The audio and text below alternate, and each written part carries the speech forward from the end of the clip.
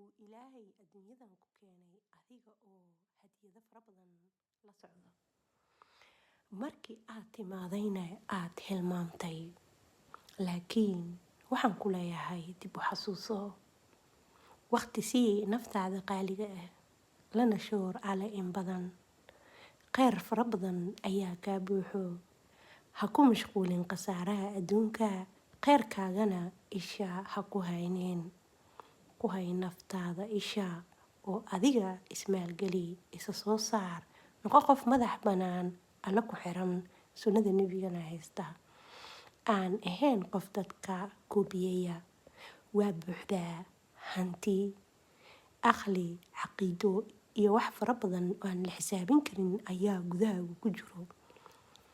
Waxaan ku leeyahay soo saar waxaaga oo isla fariiso oo adiga is dhegeyso.